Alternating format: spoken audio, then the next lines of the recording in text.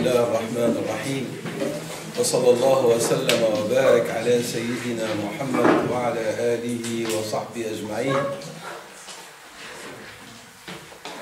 اللهم صل وسلم وبارك على هذا النبي الكريم وعلى آله ومن سار على نهجه إلى يوم الدين، واحشرنا في زمرتهم يا رب العالمين، وانفعنا بمحبتهم يا أرحم الراحمين. Ici, Ibn al-Qayyim rahimahullah ta'ala va marquer un arrêt pour discuter l'attitude de Al-Fudayl ibn Iyad, qui, nous avions dit, on a rapporté que le jour de l'enterrement de son fils, on l'a vu souriant. Et lorsqu'on l'a interpellé, il a dit « Je voulais montrer mon contentement et mon acceptation du décret d'Allah subhanahu wa ta'ala ». Alors il dit ici Ibn al-Qayyim, il y a eu débat. Il y a eu débat par rapport à cette question. Il met ici, il dit فَأَنْكَرَتْ طَائِفَةٌ هَذِهِ الْمَقَالَةُ عَلَى الْفُضَيْلِ. Certains groupes de savants, Ankara, c'est-à-dire ils ont une attitude de non-acceptation, de refus de cette attitude de la part de Fudayl ibn Iyad. Et ils ont dit, Rasulallah sallallahu alayhi wa sallam a pleuré le jour de la mort de son fils. C'est comme s'il sous-entendait, toi, t'es meilleur que Rasulallah sallallahu alayhi wa sallam.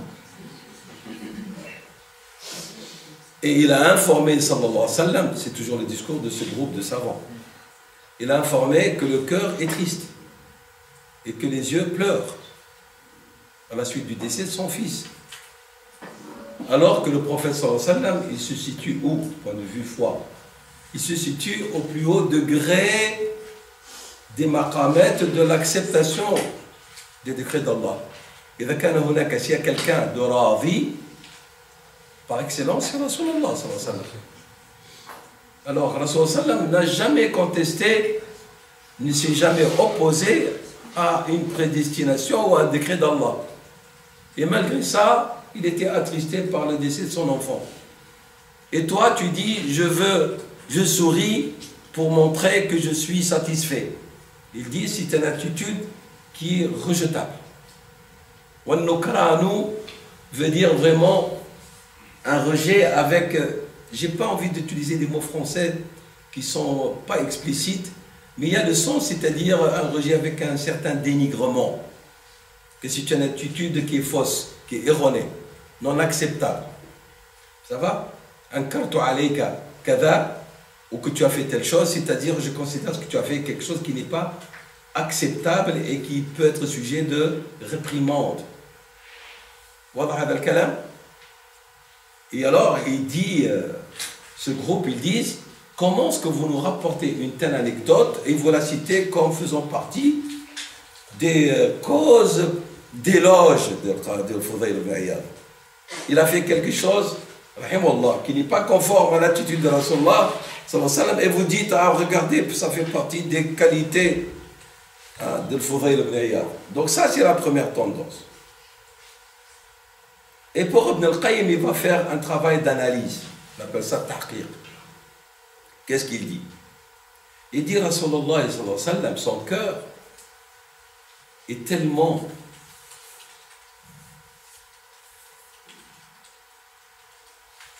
prêt et disposé à accueillir toute forme d'attitude spirituelle, toute forme.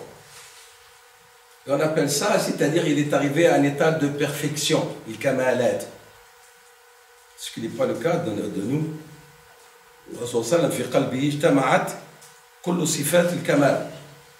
S'il y a quelqu'un de généreux, c'est lui. S'il y a quelqu'un de clément, c'est lui. Dieu l'a qualifié comme ça, il a dit Bil mu'minina ra'oufun rahim. S'il y a quelqu'un qui est très disposé à l'écoute des autres, c'est lui.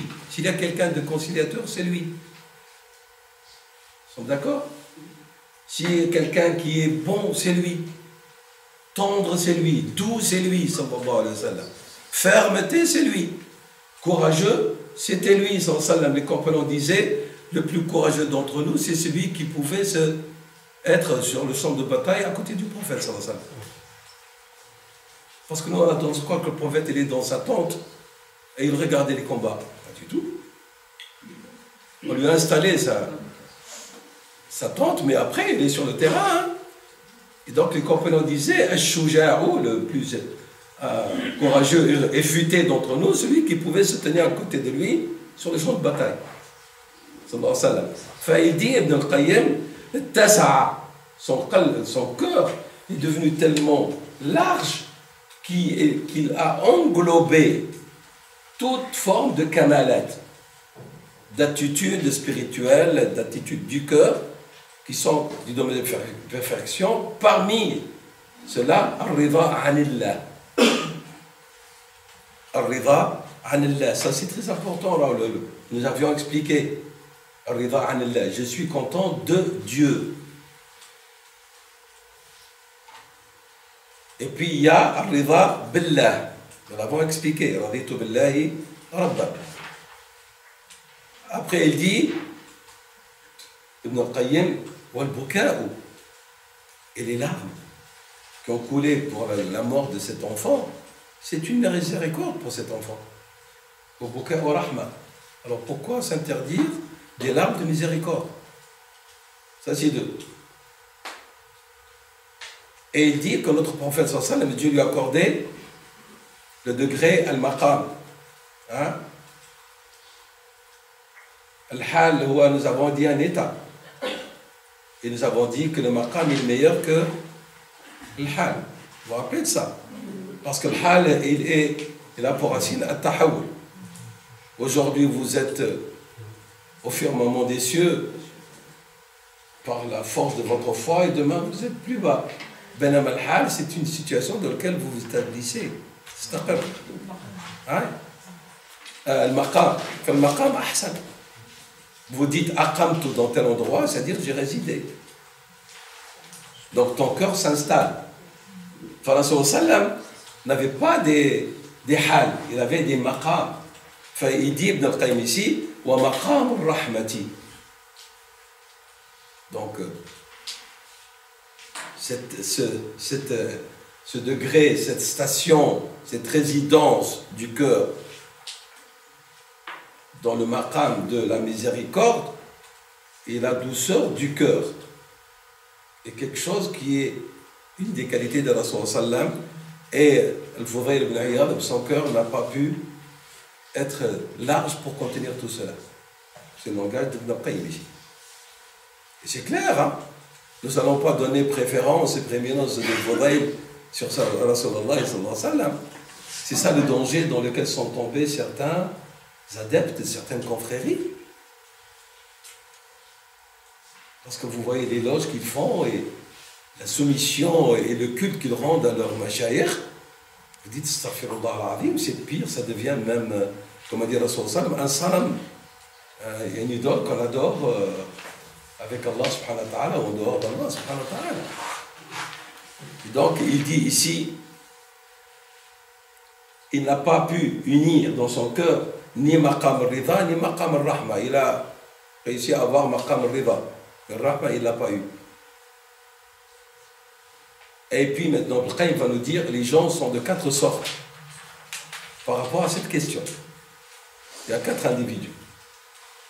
Il y a celui à qui Dieu subhanahu wa ta'ala l'a guidé, il a pu dans son cœur avoir maqam al-rahma ou maqam al-rida.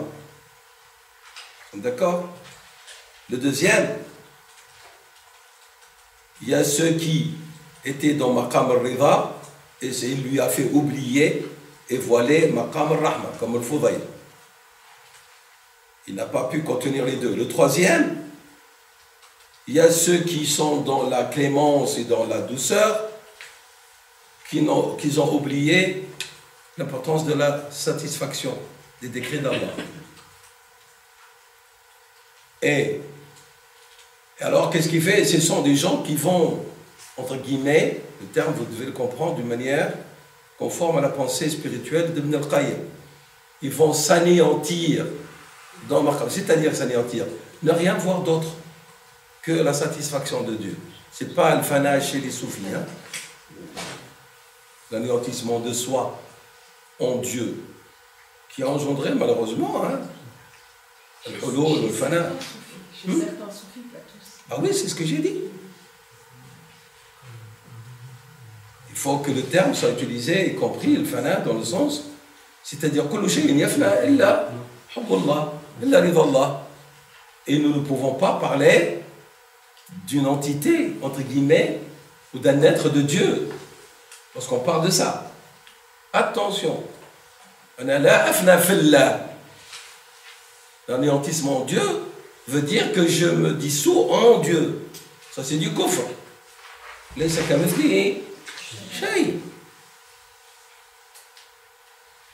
D'où l'erreur, comme j'ai dit, de l'hulul et de l'Ittihad, de la fusion et de l'incarnation dans lequel sont tombés certains. Lorsque vous dites, vous, avec une connaissance convenable de l'islam et de la spiritualité musulmane, أنا أفنيت روحي في الله, ça veut dire أفنيت, j'ai fait en sorte que mon âme, elle va anéantir toute chose en dehors de Dieu comme sujet d'amour, de préoccupation, de soumission, de dévotion, d'adoration, et il n'y a plus aucune autre image qui m'interpelle pour qu'elle ait un impact sur mon nafs et sur mon cœur. C'est ça que vous devez comprendre. Ça va? C'est un terme qui est dangereux, mais vous devez comprendre comme il se doit. Et donc, il dit ici, il y a des gens, ils sont tellement occupés de chercher la satisfaction qu'ils ont oublié qu'il y a aussi maqamat ukhra, comme le rahma, comme le rifaq. Le quatrième, Dieu nous préserve, c'est ceux qui n'ont ni satisfaction, ni miséricorde dans leur cœur. La andu rahma wa la andu rida. Ce sont des gens, imaginons, puisqu'il parle de la mort ici d'un enfant, ce sont des gens qui sont submergés par la tristesse de ce qu'ils ont perdu. Qui est par exemple le défunt. Et malheureusement, c'est l'attitude de la grande majorité de la création. La grande majorité sont ceux qui n'ont ni rida ni rahma. Rahma, c'est quoi? Être attristé, avoir des larmes, mais sans contester ni refuser le décret d'Allah. C'est ça, c'est dire rahma. À ce moment-là, ça devient une rahma de miséricorde à cet enfant. Tu pleures pour ton papa qui est décédé, c'est une rahma.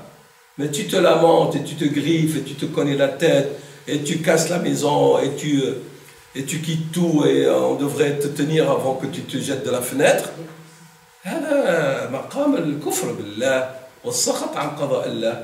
Wallah, j'étais témoin une fois dans un cimetière en Tunisie. Il y avait un jeune qui était décédé. Pour que vous voyez l'ignorance de la religion et l'éloignement de Dieu, les jeunes qui accompagnaient le convoi funéraire, ils prenaient des pierres et les jetaient vers le ciel. Pourquoi tu as fait ça? هذا الكفر. هذا الكفر. J'ai vu ça de mes propres yeux. Des pierres vers Dieu, vers les hauteurs célestes, pour dire qu'est-ce que tu as fait. هذا كفر. C'est cela. La ridhan wa la rahma. Et lorsqu'il n'y a pas ni ridha la rahma, c'est quoi? Kufr. Et na'udhu billah, nakunu min haoula. Donc il dit le premier degré, qui est celui de Rasulallah sallallahu alayhi wa sallam, d'être dans maqam al-rahma wa al-ridha, ça c'est le plus haut degré de ridha d'Ibn al-Qayyim. Le deuxième, il est inférieur. C'est-à-dire, il y a la rahma, il y a le ridha, mais il n'y a pas la rahma. Le troisième, il est encore plus bas que le deuxième, parce qu'il y a quoi? Voilà, rahma qui a éclipsé le ridha. Wa ella ridha a anéanti, a fait disparaître la rahma. Et le quatrième, c'est là où ni rahma, ni acceptation, ni satisfaction. Et donc, en vérité, le dernier, comme Ibn al-Qayyim, là, il a dit, le quatrième, c'est celui-là. C'est le mécontent, c'est l'opposant, c'est lui qui refuse les décrets d'Allah. 26e cause qui fait que le serviteur accepte les décrets d'Allah subhanahu wa ta'ala avec contentement, une acceptation digne de celui qui a la foi. Il a dit أن الرضا عن الله في جميع الحالات يثمر للعبد رضا الله عنه.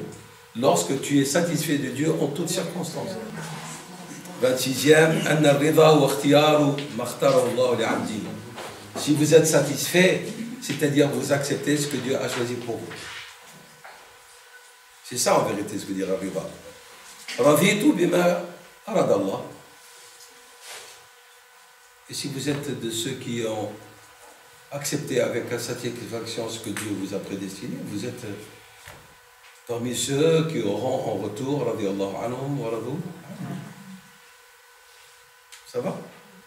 Donc il dit ici, rahimullah ta'ala, c'est ce qu'il dit tout à fait conforme. Et la contestation, le refus, c'est-à-dire quoi? C'est-à-dire karahata, ne pas aimer ce que Dieu a choisi pour vous. Donc il dit c'est une forme de choix qui vraiment fait la différence entre les vrais croyants et ceux qui ne le sont pas, et ne peut s'en défaire que ceux qui ont pour de bon accepté ce que Dieu a décrété en toutes circonstances. 27e, c'est très important ce 27e, Ar-Rida, il va libérer votre cœur, il va faire sortir de votre cœur croix Al-Hawa, la passion, les désirs personnels. Vous vous rappelez le hadith? Et parmi les signes de la foi, ce que vous désirez doit être conforme à ce que Dieu a révélé à son prophète. Et donc, lorsque vous avez acquis spirituellement darajat al-rida ou manzilat al-rida, et bien le hawa n'a plus de lieu dans votre cœur. Parce que vous allez fonctionner au niveau de la pensée, de vos attitudes, de vos choix, de vos réactions, de la manière qui plaît à Allah et non pas de la manière qui vous plaît. C'est clair? Yani, nafsak, elle est éclipsée. Et lorsque vous êtes devant, n'oubliez pas, lorsqu'on parle des décrets, on ne parle pas que de l'balaya. Nous avons dit, face à al-baliyatu wa al-na'ma. Vous êtes face à un prédestiné qui est un bien ou une épreuve, ben, toujours vous allez fonctionner conformément à ce que Dieu veut. Et nous avons vu, je rappelle ce que je dis tout à l'heure qui est très important, lorsque Dieu vous donne une na'ma, qu'est-ce qu'il nous demande de ne pas être trop dans la joie. Pourquoi? Parce que le musulman et la musulmane sont prêts et sur le plan spirituel à tout changement qui peut survenir. Qu'Allah il vous donne un bien et puis il vous le reprend. Alors quelle attitude vous allez avoir? Vous allez tomber dans le mécontentement, sahat. Voilà, vous dites, je suis toujours content, c'est Dieu qui a donné, c'est Dieu qui a repris. C'est ce que nous disons lorsque nous sommes confrontés à la mort d'un être cher. Qu'est-ce qu'on dit? Lillahi ma a'ta ou lillahi ma akhad. On était heureux lorsqu'il nous a donné l'enfant. On est dans l'acceptation lorsqu'il l'a repris. Voilà. Donc ce que nous disons comme invocation ne doit pas être uniquement des formalités. Ce que nous disons est l'expression de ce que nous croyons réellement et fermement. Lorsqu'on dit lillahi ma a'ta, lillahi ma akhad, eh ben, ça doit être mis en exécution au moment où nous serons confrontés à un bien ou un mal ou un bien qui a été retiré. Toujours on dit alhamdulillah, lillahi ma a'ta, lillahi ma akhad. Alhamdulillah. Confiance, thiqatu fillah. C'est clair ça? Et donc il dit, lorsque vous êtes dans le contentement en toute situation, ben, il donnera comme fruit quoi? le contentement d'Allah, de son serviteur. C'est-à-dire, vous avez une attitude, Dieu subhanahu wa ta'ala agira envers vous par rapport à votre attitude. Il dit ici, la récompense est de la même nature que l'action. Vous avez fait du bien, vous aurez un bien.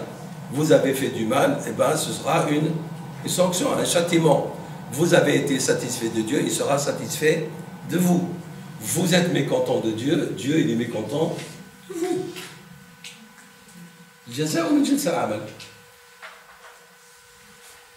On ne va pas parler comme certains dans leur doctrine. On fait toutes les choses inimaginables qui vont à l'encontre du respect de Dieu et de son adoration. Et puis on soumet Dieu à notre volonté et il pardonne. Non. Allah, parmi ses qualités d'être le Seigneur, il est capable de punir. Et punit qui il veut. Et pardonne à qui il veut. On ne l'oblige pas à pardonner. Yafallah ma yurid. Yu'adhibu ma yaghfir liman yasha wa yu'adhibu man yasha. Allah, toute miséricorde. Est-ce qu'il punit? Non, il ne punit pas, il est toute miséricorde. Comment? Ça, c'est l'incapable. On l'oblige à pardonner tout. Même s'il a envie de sanctionner, non, tu ne peux pas punir. Et ça, on ne peut pas attribuer ce défaut à Rabb al-Alamin. D'où dans ses noms, il s'appelle Ar-Rahman, Ar-Rahim, Al-Wadoud, Al-Karim, Al-Ghafour, mais il s'appelle Al-Muntakhimu, Al-Jabbaru, Al-Qaharu. C'est ça, un Seigneur. Il est parfait. Pas de faiblesse. Alors, il dit ici, il y a, bon, c'est une version israélite ici qu'il rapporte Ibn Qayyim, Athar israélite, que Moïse alayhi salam a demandé à son Seigneur glorifié, qu'est-ce qui me rapproche de Maqam al-Rida? Faqala, inna ridaya fi ridaka bi qadai. Ma satisfaction de toi, c'est lorsque tu es satisfait de mes décrets. Il lui demandait qu'est-ce qui peut me rapprocher. Alors on croit on va faire des prières et des non. Al-jaza'u min jinsil amal. La récompense de la même nature que l'action. Arda anillah yarda anka. Ahibbillah yuhibbuka. Et c'est même lorsque tu dis ahibbillah, sois insincère dans ta démarche pour que Dieu t'aime, alors il te permettra de l'aimer. C'est ça qui est plus juste. Aimer Dieu, c'est une gratification de Dieu, sinon pas que nous qui l'obtenons grâce à notre spiritualité. Hein. C'est lorsque Dieu t'aime, il te permettra de l'aimer. Ne peut entrer dans l'enceinte de l'amour de Dieu que ceux que Dieu a élus et a choisis pour qu'il l'aime. C'est pas donné à n'importe qui. Ça va, c'est pas une porte ouverte, n'est-ce que la toute le torche. Non. Mériter l'amour de Dieu, il faut que ça se mérite. Et ça se mérite pas par le nombre extraordinaire d'actes de dévotion. Non. C'est par la qualité de votre intention, de votre sincérité et de votre acceptation. Il y a des gens qui ont acquis l'amour de Dieu et son satisfaction, alors, biqalil al-amal. Ce qalil al-amal est un qalil sincère, voué exclusivement à Allah. فليست العبرة بالكثرة في العبادات بل العبرة في الكم في الكيف le comment. Vous faites 2 rak'at de qiyam al-layl de qualité, c'est mieux que vous faites une trentaine. Vous lisez un hizb, c'est mieux que de lire 5 hizb à la hâte et vous n'avez même pas eu le temps de réfléchir sur un mot, un verset. ليست العبرة بالكثرة. Un tel, il a conclu tout le Coran en une seule nuit. Et alors, comment est-ce qu'il a conclu? Pour lire 60 hizb. C'est comme ça qu'il a lu.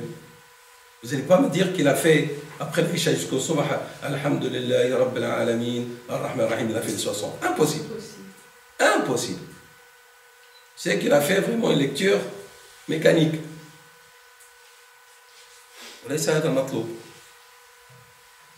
Donc ici, il dit, ce Athar, Ya Rabbi, qu'est-ce qui peut me rapprocher de ta satisfaction?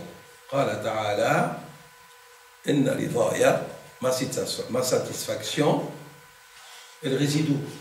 Dans ta satisfaction de mes décrets, dans ton acceptation de mes décrets. Donc, 29e, la satisfaction, elle est plus difficile à supporter par le nafs. Il a dit, c'est-à-dire, elle est plus difficile à supporter par l'âme. Parce que le nafs n'aime pas la difficulté, n'aime pas la souffrance. Le nafs, elle aime tout ce qui est quiétude, tout ce qui est paix, tout ce qui est joie, sérénité. Et toi, tu viens la déranger. Mais lorsque tu apprends à ton nafs à accepter, entre guillemets, le dérangement, ça devient une source de joie pour elle. Parce que là, elle s'adapte à quoi? À quelque chose de plus utile. Et elle va vraiment tirer profit sur le plan spirituel d'une façon intense. Mais si on laisse notre nafs nous influencer vers tout ce qui est hawa, en vérité, elle ne fait que participer activement à sa soumission à quoi? Aux instincts et au corps. C'est clair? Tandis que là, elle va recevoir une alimentation d'une autre nature qui va lui ouvrir des espaces indescriptibles. Personne ne peut vous décrire son expérience spirituelle. Que les choses soient claires entre nous. Le vécu spirituel, il est personnel. Ce que vous sentez là-dedans, personne ne peut le partager avec vous, et vous ne pouvez pas le verser avec un entonnoir à quelqu'un d'autre. Hein. C'est du leur. Celui qui a une expérience spirituelle et il est vertueux, il va vous dire, voilà comment vous devez cheminer. Mais qu'est-ce que vous allez recevoir? C'est personnel. Celui qui a réussi à avoir des invocations exaucées, est-ce que vous allez avoir la même chose? Très certainement, pas du tout. Celui qui a eu des karamats, est-ce que sûr et certain que vous allez recevoir des karamats comme lui? Pas du tout. Pas du tout. Et donc il y a des sentiments, il y a des, comment dirais-je moi, il y a des interférences d'ordre spirituel que le cœur vit, et chacun va en recevoir selon la qualité de sa foi et de son rida de Dieu, subhanahu wa ta'ala. Moi, je ne suis pas d'accord avec ceux qui font le spectacle. Soi-disant, ce sont des vertueux qui ont reçu la transcendance, il est assis avec vous, et puis subitement il ferme ses yeux, il les renverse vers l'arrière, et puis il a eu des chocs d'ordre spirituel, des ondes. Si, j'en étais témoin.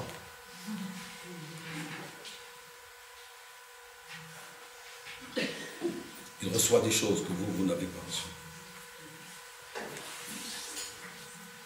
Est-ce que nous avons information que notre professeur Sam régissait de la sorte? Est-ce que nous avons information que Ashab Rasulullah sallallahu alayhi wa sallam, al-Muqarrabin, ceux qui sont promis au paradis, et Kibar al-Tabi'in ou man tabi'ahum bi ihsan, avaient ces attitudes-là? Ce que nous avons comme certitude, c'est que leur retraite spirituelle, elle était individuelle. En pleine obscurité et en pleine intensité de la nuit. Ce que nous avons reçu comme information, c'est soit un élève qui nous a transmis ça, soit c'est une épouse, soit c'est quelqu'un qui a son service, ou un ami proche, qui dit, voilà, j'ai vécu avec l'imam Ahmad, je l'ai vu faire ça et ça, ou son fils, Abdullah. Hein? Voilà, j'ai été un des élèves de l'imam Shafi'i. je l'ai vu faire ceci, ceci, ou l'imam Malik. Mais nous n'avons jamais vu ces imams étaler cela. Jamais. L'imam Malik, lorsqu'il lisait le Coran et quelqu'un rentrait, il couvrait le Coran. Que la personne ne sort pas, il dit, je suis rentré, j'ai vu l'imam Malik lire le Coran. Il couvrait. Et il le reçoit de manière naturelle.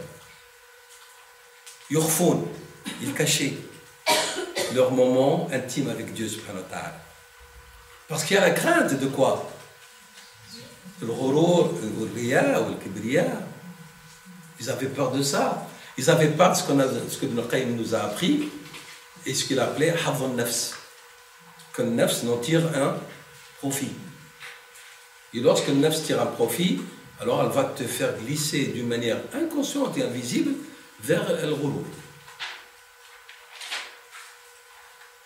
Donc votre spiritualité, c'est un cheminement individuel que vous faites chez vous.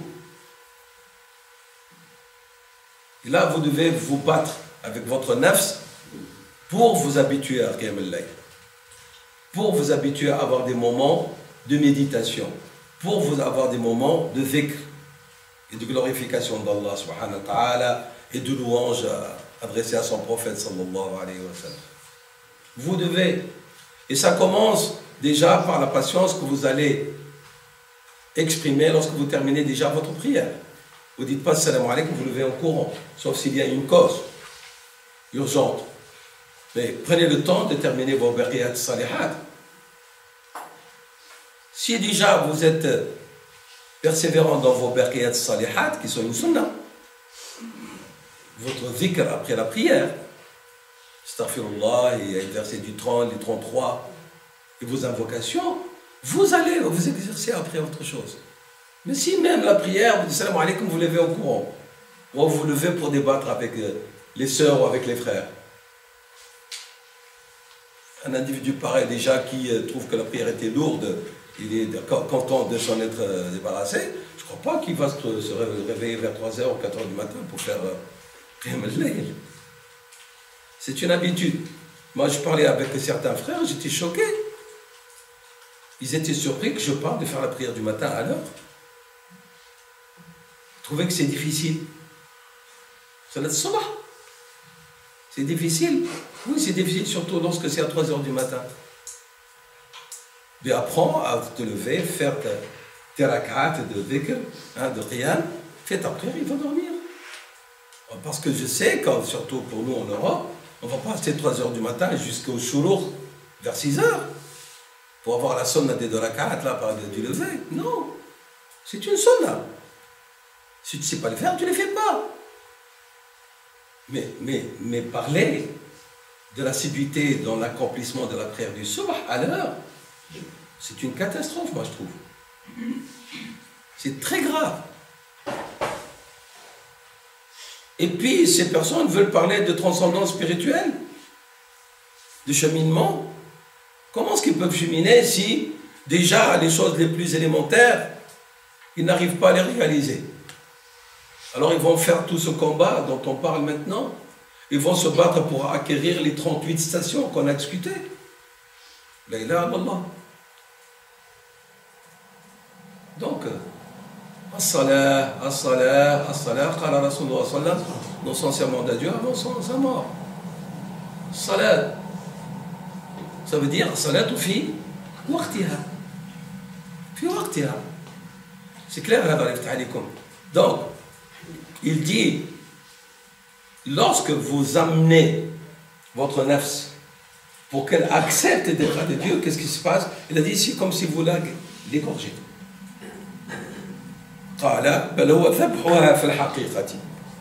Tu as sacrifié ton nafs pour lui dire, tu vois rien. C'est pas toi qui commande. Allah a dit, et c'est le chemin du salut, comme il a dit Ibn al-Qayyim, on a vu ça le matin, c'est la grande porte vers le paradis sur terre, Ar-Riva. Et donc, tu vas l'obliger. Tu vas l'obliger et tu vas t'opposer à sa passion, tu vas t'opposer à sa nature de nafs. وإنه لحب الخير لشديد. النفس تحب الفلوس tous les biens. Nafs تحب le hawa, elle aime les désirs, etc. Tu vas égorger ces désirs. Il dit, et tu vas t'opposer à quoi? À sa volonté. Ce n'est pas elle qui décide. Pourquoi? Parce que nafs n'atteindra le degré de nafs mutma'inna que si elle accepte les décrets d'Allah. يا أيتها النفس المطمئنة هي هذه التي ترضى بقضاء الله. C'est pas nafs, il est mort, وهو ساخط, il est mécontent de Dieu, pourquoi je décède, pourquoi est-ce que j'ai eu cette maladie, alors qu'il est agonisant, hein? Au lieu de revenir à Dieu à ce moment-là, lui, il est en train de dénigrer Allah subhanahu wa ta'ala dans ses décrets. Pourquoi je suis tombé malade? Pourquoi ceci? Pourquoi ceci? Et après, une fois décédé, ils viennent les tolba contre de l'argent. Et là, tu parles. Dieu a révélé ce verset pour ce genre d'individu. Non. Il faut qu'elle mérite cette qualité-là. Alors il dit ici, c'est à ce moment-là qu'elle mérite qu'on lui dise, voilà le verset, lisez-le. Ya ayyatuha an-nafs al-mutma'innatu irji'i ila rabbiki radiyatan mardiyya. Et Dieu va lui dire quoi? Fadkhuli, certains disent c'est les anges. Fadkhuli fi ibadi wadkhuli jannati. 30e, ar-rida ou ar-radi mutalaqqin awamira rabbih. Celui qui est satisfait, qu'est-ce qu'il fait? Il a réceptionné avec acceptation les ordres de son Seigneur. Parce que le qada, c'est quoi? Amrullah. Dieu a décidé. C'est une sentence de Dieu. C'est le qada.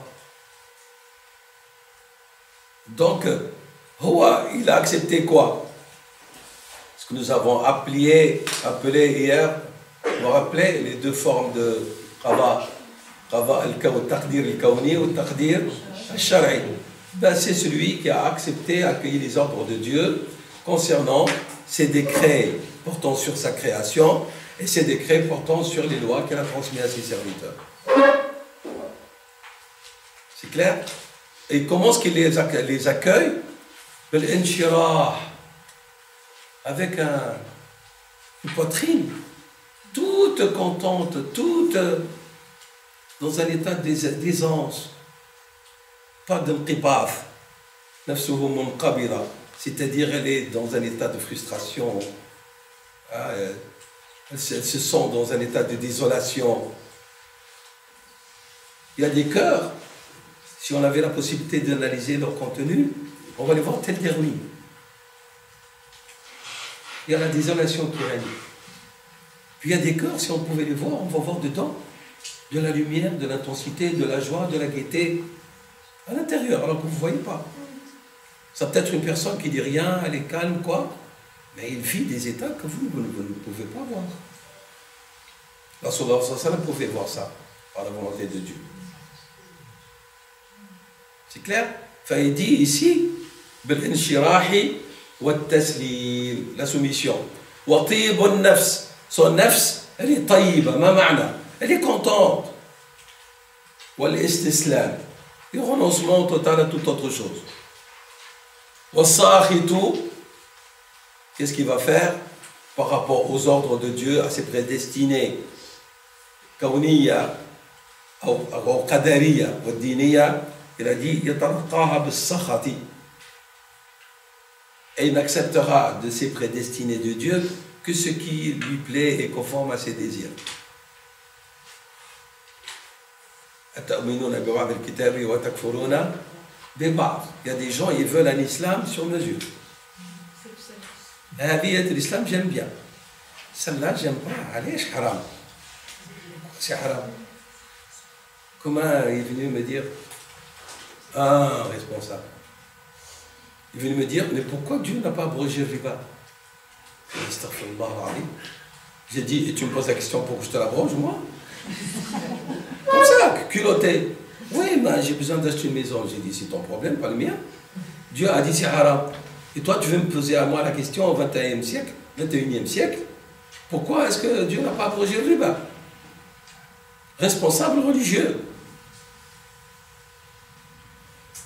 Vous voyez où est-ce qu'on est arrivé? Pourquoi? Parce que ça va à l'encontre de son intérêt. نحن لا. نحن رضينا بالله ربا وبالإسلام دينا وبسيدنا محمد صلى الله عليه وسلم نبينا ورسولا. رضينا بالله ربا وإلها سيدا ومعبودا حاكما وبالإسلام شريعة loi وبسيدنا محمد صلى الله عليه وسلم le modèle qui a exercé et mis en pratique cette charia. C'est ça. ما كان لمؤمن ولا مؤمنة إذا قضى الله ورسوله أمرا أن تكون لهم الخيارة من أمرهم. Si Dieu et son prophète décrètent quelque chose, les vrais croyants croyantes, ils n'ont pas à dire ça j'aime et ça j'aime pas. Leur attitude, c'est l'attitude du taslim, en toute confiance et avec contentement. Wa farah wa nshirah. Ça, c'est pour ce qui est de ce point. En 31e, il dit tous les actes de désobéissance. Tout. Le Qayyim, c'est ce qu'il dit. Kul al-mukhalafat. Les actes de désobéissance, c'est-à-dire les péchés, ont pour source la non-acceptation des décrets d'Allah. On en a parlé tout à l'heure. Il n'aime pas, alors qu'est-ce qu'il fait? Il va chercher des moyens, même illicites, pour réaliser ses vœux, ses désirs. Et donc, il va désobéir aux ordres de Dieu. Elles ont des voitures, moi j'ai pas. Il a une voiture, mais pourquoi est-ce que tout le monde a des belles voitures, pas moi? Il a une belle voiture. Et pourquoi est-ce que je ne peux pas avoir une voiture de course? Il devient champion à utiliser les versets. Hein. Qui a interdit les biens que Dieu a mis à disposition de ses créatures? Oui, mais avec quoi? Avec le haram. Oui, mais c'est notre époque. On n'a pas d'autres moyens. Il a du commerce, il a gagné de l'argent, mais je veux m'agrandir. Oui, mais demande à Dieu de donner le baraka dans ce que tu possèdes. Est-ce que je ne peux pas aller prendre des crédits? J'ai une petite voiture, mais je vais acheter une camionnette. Non. Allez. Il ne va pas dire Sam'ana wa ta'ana. Pourquoi? Tu lui dis c'est interdit, il te dit pourquoi? C'est un refus. Vous voyez? Et cette personne a oublié, hier, elle n'avait même pas un petit stand pour vendre. Aujourd'hui, elle a un grand stand avec une voiture ou le flous d'Akhla. Mais il veut agrandir et tu lui dis riba haram, il n'est pas d'accord. Il n'est pas content. Vous voyez l'attitude de la foi? Donc, tous les actes de désobéissance, tous les péchés d'Ibn al-Qayyim ont pour source ou origine Adam al-Rida, la non-acceptation, la non-satisfaction des décrets de Dieu. Et tous les actes d'adoration et de dévotion ont comme source et origine l'acceptation des décrets de Dieu. كل الطاعات أصلها من الرضا وكل المخالفات كلها إلي أصلها من عدم الرضا.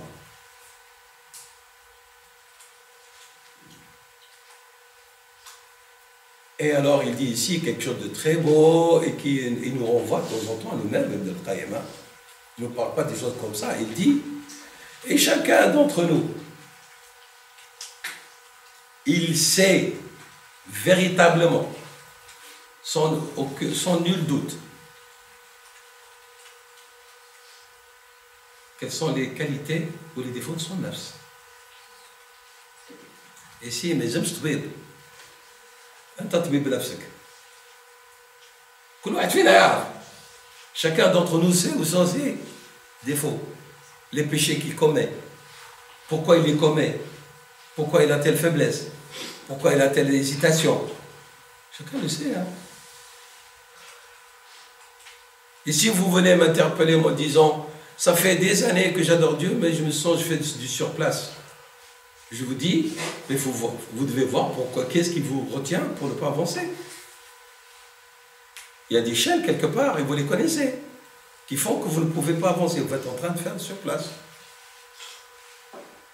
C'est vous qui devez répondre à cette question, pas moi. حتى نعرف نفسي أنا بزوجي نعرف بنفسك.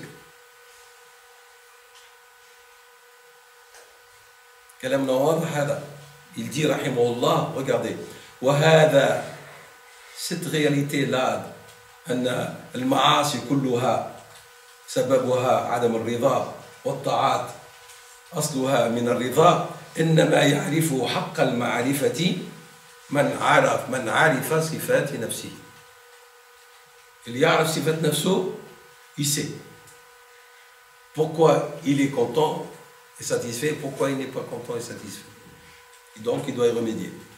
Et donc ce qui résulte de l'état de son nafs, comme ta'at ou comme ma'asi, comme acte d'obéissance ou acte de désobéissance.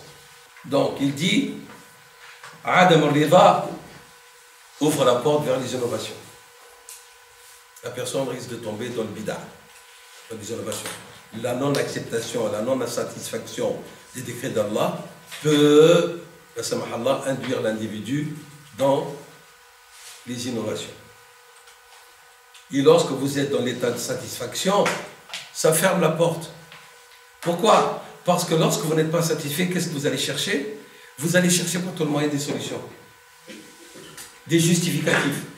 Et vous pouvez, la samahallah, aller chercher même ces innovateurs s'ils n'ont pas des réponses qui vous plaisent et qui vont vous satisfaire. Satisfaire votre passion, vos désirs. Il y en a, hein? À un certain moment, c'était à la mode, je ne sais pas si vous vous rappelez ou non, vous, mais oui, c'est très bien, le courant de Jma'at al-Ahbash. Ouais, l'Ahbash, Mohamed al-Habashi, par exemple, ils ont lancé des modes, par exemple, la cuisse. En France, mais en Australie, ils ont commencé. Mais c'est né au Liban. C'est né au Liban. Et ça s'est écloré surtout en Australie, et puis ça commence à venir vers l'Europe. Mais c'est au Liban, pendant la période de la guerre.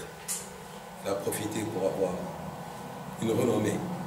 Et donc, par exemple, les cuisses ne sont pas interdites, qui sont dénudées. Hein? La zakat sur la monnaie papier n'est pas obligatoire. Ils aiment bien ceux qui ont le fric en papier. Ils ne vont pas sortir la zakat. Hein? Zakat à la waraq, là. Là où qu'on fait toi? Tu vas changer tous tes biens en billets. Et des tas d'avis qui ont trouvé satisfaction. C'est des gens qui ont. Ça leur a plu. Donc il y a des gens, ils vont s'aligner ou intégrer des mouvements innovateurs pour échapper إلى أوامر من أوامر الله ومن تقدير الله الكوني والدين الشرعي. Mais si vous êtes dans l'état de satisfaction, vous n'allez pas chercher nulle part. هذا أمر الله رضيت. C'est tout. C'est clair. Il dit, et si vous regardez, si vous analysez les bid'a des chiites, rawafid, si vous analysez les innovations de Nawasib, c'est quoi Nawasib? Ceux qui critiquent et rejettent l'Ahl-al-Bayt. Voilà. Si vous voyez la position et toutes les innovations des Khawarij, des dissidents, vous allez voir que la cause de la naissance déjà de ces mouvements, c'est dans l'acceptation. On le voit. Ils n'ont pas accepté. Alors ils ont innové, ils ont inventé, ils ont forgé des hadiths, ils ont manipulé le Coran, ils ont mis sur pied des théologies qui n'ont rien à voir avec l'islam, ni le credo musulman. Si vous analysez le credo des chiites, vous allez être renversé. Hein? Donc, on est gentils, on se tait. Lorsqu'il faut dire, il faut dire. Lorsque Sayyidina Muhammad sallallahu alayhi wa sallam, comme dit le Jazairi ou le Moussaoui ou le Tobroussi, que sache que les imams sont supérieurs et plus illustres que les prophètes et les anges. Et les prophètes sont meilleurs que les anges. Sayyidina Muhammad sallallahu alayhi wa sallam, il a un statut inférieur. Vas-y, imam. Sayyidina Muhammad sallallahu alayhi wa sallam, il a un statut inférieur parce que la science qu'il a, elle est tributaire de la révélation, il n'a pas de savoir.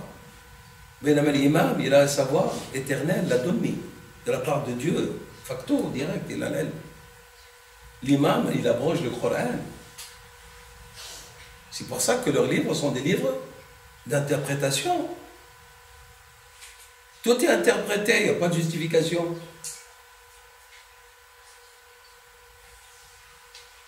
Même Dieu, il est éclipsé dans le credo. C'est Ya Hussein, Ya Fatima. Le Hussein al-Hussein, c'est de Fatima, tient lieu de Jésus et de Marie dans leur credo. Vous avez entendu un d'entre eux dire Ya Allah? Je vous défie. Vous avez entendu un d'entre eux dire Ya Muhammad? Vous avez vu écrit Ya Muhammad? Ya Hussein? Ya Aba Abdullah? Lisez les invocations qui sont dues à Sayyidina Ali, ces invocations de divinisation de Sayyidina Ali. Ça, c'est l'innovation. Raison, la non-acceptation. Et le Khawarij, la même chose. Au début, on refuse l'arbitrage, et après, c'est devenu une doctrine, et puis après, c'est devenu une subdivision du groupe, jusqu'à ce que nous sommes arrivés à des groupes qui apostasient tous les musulmans. Ils considèrent que leurs sangs sont halal à verser.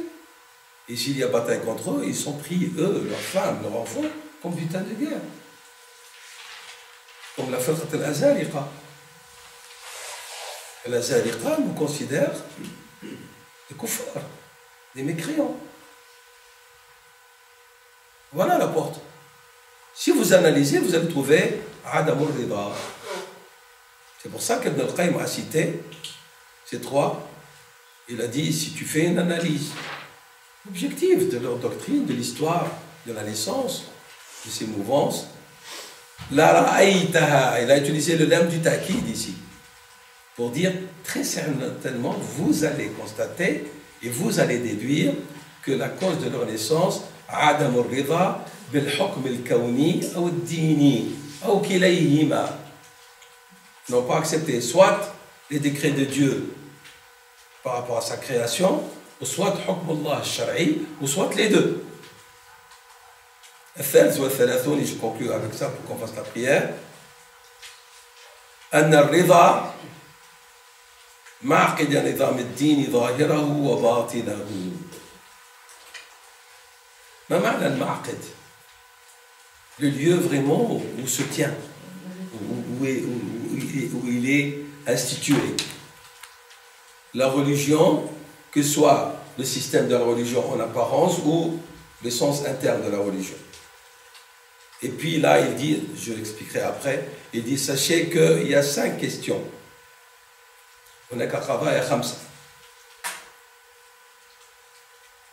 Il dit, nous avons dit que ces 5 choses qui sont en rapport avec la question de l'Ida et de la religion sont de 2 sortes, kauniya, diniya ou kauniya. On en a parlé. Et ces prédestinés et ces ordres kauniya ou diniya sont composés de quoi? D'ordre, al-awamr, d'interdits, haramat, de permis, al-mubahat, des bienfaits ou des plaisirs, des ni'am, muladha, des plaisirs, mais je n'ai pas dit permises, il a dit des ni'am qui donnent lieu à des plaisirs. Et puis, des épreuves qui font mal.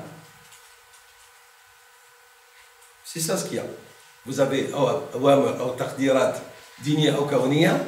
Et qu'est-ce qu'ils contiennent, c'est ce taqdir kauni ou dini, des ordres des choses défendues, des choses permises, des plaisirs, des bienfaits, mais qui sont des plaisirs, et puis il y a des balayas, des épreuves qui font mal.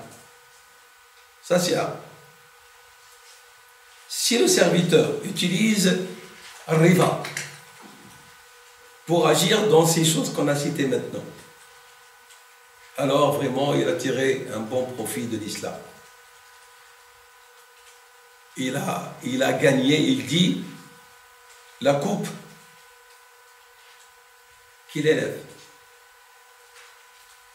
فإذا استعمل العبد الرضا في ذلك كله ما هو كله يعني في الديني والكوني qui est composé de ma'murat, de maniyat, de mubahat, de ni'am ridha wa di balaya mu'lima. إذا استعمل الرضا dans tout cela فقد أخذ بالحظ الوافر من الإسلام. Il a pris vraiment, tiré profit d'une grande part de ce qu'est l'islam. Wafaza. Il a gagné, il a le succès de quoi? Al-Qadah. Al-Qadah veut dire la coupe, mais veut dire aussi la part. Al-Mu'alla, qui va l'élever. C'est clair? 34e, Inch'Allah, après la prière. J'espère qu'on va pouvoir faire 4 ou 5 pour conclure si Dieu le veut. Wallahu a'lam. Sallallahu wa sallam wa barak ala sayyidina Muhammad. Wa ala alihi wa sahbihi wa sallam. Ici, vraiment, c'est très subtil comme expression de la part de Qayyim rahimahullah. Il dit إن الرضا يخلص العبد من مخاصمة الرب تعالى في أحكامه وأقضيته. Il va polémiquer, disputer les ordres de Dieu et ses décrets. Et qui dispute les ordres de Dieu et ses décrets? C'est celui qui n'a pas accepté déjà Dieu comme Seigneur, comme Rabb. Man radiya billahi rabban, avec toute la dimension que suggère al-rububiyya, wal-uluhiyya, wa ma'na al-ubudiyya, wal-taslim. Est-ce qu'il va venir se disputer avec son Seigneur? C'est une question de dispute ici. Al-mukhasama, c'est la dispute. Comment peut-on parler de quelqu'un qui a la foi qui se dispute avec son Seigneur? Fayaqulu, rahimahullah, lorsque vous êtes dans l'état de l'acceptation et de la satisfaction sur votre Seigneur, vous ne tomberez jamais de cette attitude qui est une attitude de kufra, de vous disputer avec votre Seigneur au niveau de ses décrets, ce qu'il a fait, ce qu'il a décidé. Bal anta satarda wa tashkur. Tu vas accepter et être reconnaissant même s'il s'agit d'une épreuve. As-sakhatu alayhi, le mécontentement envers Dieu signifie que vous voulez ou non, c'est le fait d'être en désaccord avec Dieu. Donc on dispute avec lui, subhanahu wa ta'ala.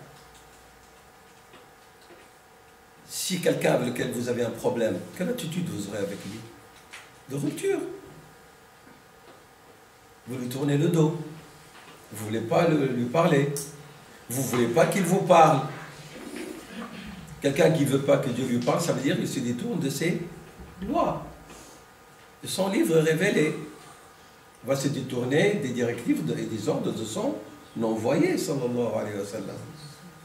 Il dit ici, فَإِنَّ السَّخَطَ عَلَى اللَّهِ مُخَاصَمَةٌ لَهُ. C'est une dispute avec lui. En quoi? Au sujet des choses que vous n'acceptez pas vous. Vous allez installer votre balance de jugement, qui est votre raison, qui est limitée dans l'espace et dans le temps, et même au niveau de sa capacité par rapport à la connaissance, al-ilm, venir disputer celui qui est l'omniscient par essence et par excellence. C'est vraiment horrible comme situation. Wa aslu mukhasamati iblis. Quelle est la cause de la dispute d'Iblis? C'est parce qu'il n'a pas accepté qada Allah. إني جاعل إني خالق بشرا من طين ثم إذا سويت ونفخت فيه من روحي فقعوا له ساجدين. قال non.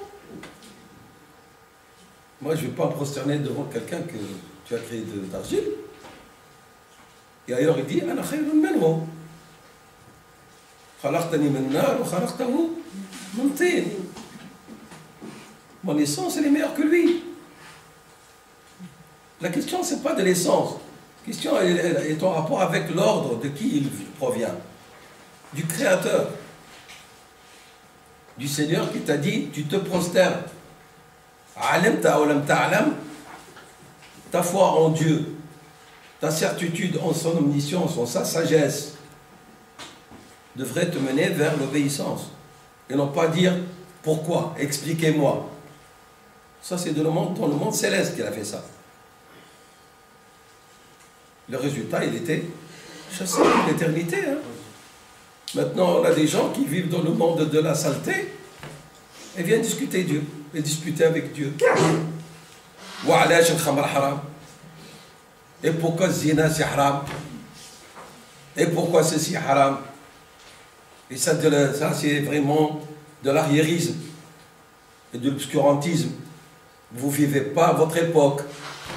Vous n'êtes pas des gens branchés. Pourquoi on va te brancher? Un imbécile qui ne sait même pas pourquoi il existe.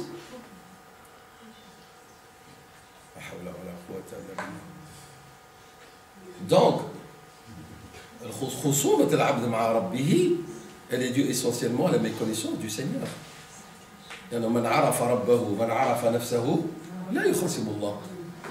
Oui ou non? Celui qui connaît son Seigneur. Et il se connaît lui-même. Comme a dit Sayyidina Ali, l'individu, l'être humain, il est au début quoi? Nutfatun qadira. C'est une goutte sale.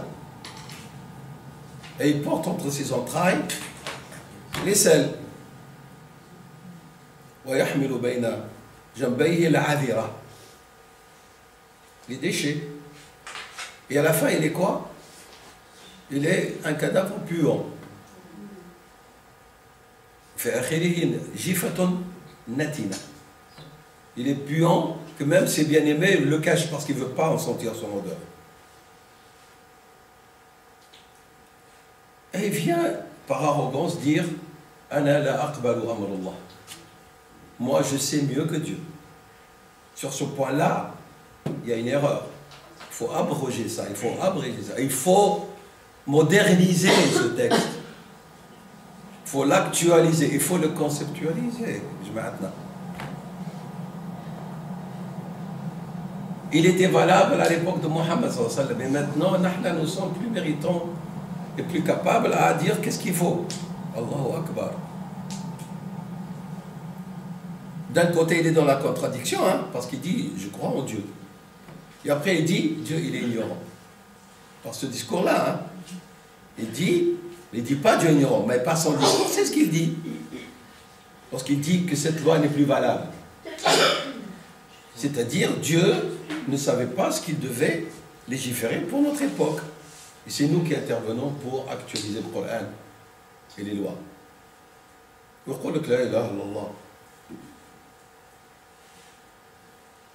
C'est bizarre comme attitude de quelqu'un qui prétend être dans la foi islamique.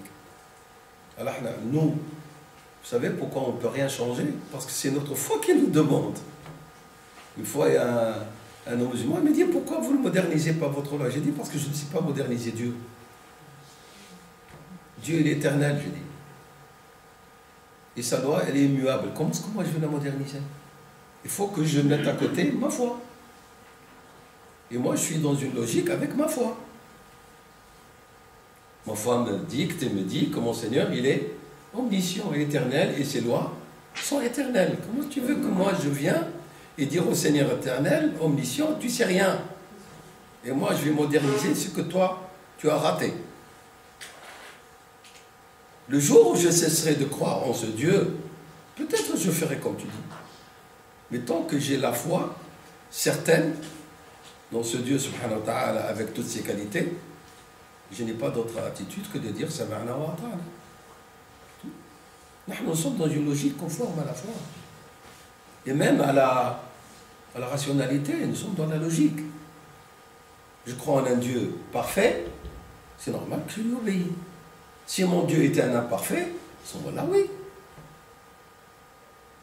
Voilà, donc ce que beaucoup de gens ne comprennent pas, et nous, dans notre discours, si je conclue, alhamdoulilah, lorsqu'on discute avec les gens, pour leur faire apprendre et expliquer l'islam, focaliser avec eux sur la discussion principale, fondamentale, la foi en Dieu, comme elle a dit Ibn al-Qayyim, sinon ses attributs.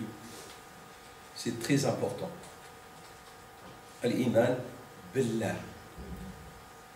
C'est la chose la plus importante et la plus urgente. Ne parlez pas de hijab, ne parlez pas de prière, ne parlez pas de haram, ceci, cela. Toute l'application et la mise en pratique par ces personnes des prescriptions religieuses sont dépendantes de leur acceptation de Dieu comme maître absolu. Celui qui a des doutes sur l'exemple de Dieu et sur la foi, comment est-ce que vous voulez qu'il applique la loi de Dieu? Cheikh Mohamed Ghazali, rahimahullah, je termine avec ça. Cheikh Mohamed Ghazali, rahimahullah, il a un livre qui s'appelle Mustaqbal al-Islam kharija ardi, l'avenir de l'islam en dehors de ses terres. Et alors, ils avaient des délégations à l'Azhar qu'ils envoyaient dans des pays d'Asie comme la Thaïlande et autres. Et comme vous savez, ces gens-là, ils consomment du chien, comme en Chine. Alors, ils m'ont dit, Cheikh, si on va là-bas, il y a des gens qui consomment le chien, est-ce qu'on leur dit haram? On leur dit, vous leur dites ni haram, ni halal. Sortez-le du polythéisme et puis parlez-le du chien. Le plus urgent, c'est qu'ils ne meurent pas polythéisme. Parce que le polythéisme leur garantit un devenir dans le feu pour l'éternité. Mais s'ils meurent en croyant que Dieu est un, subhanahu wa ta'ala, Rabbi est capable de leur pardonner. Parce que le verset est clair. Inna Allah la yaghfiru an yushraka bihi wa yaghfiru ma duna dhalika liman yasha. C'est clair? Donc, dans votre discours, focalisez-vous, même avec ceux de notre communauté qui ont un problème au niveau de leur foi en Dieu, concentrez-vous sur la foi en Dieu, subhanahu wa ta'ala, sur l'iman. Et puis tout suivra. Inch'Allah ta'ala, wallahu a'lam. Wa sallallahu wa sallam wa barak ala sayyidina Muhammad wa ala alihi wa sahbihi ajma'in. Subhana rabbika rabbil izzati amma yasifun. Wa salamun ala al-mursalin walhamdulillahi rabbil alamin.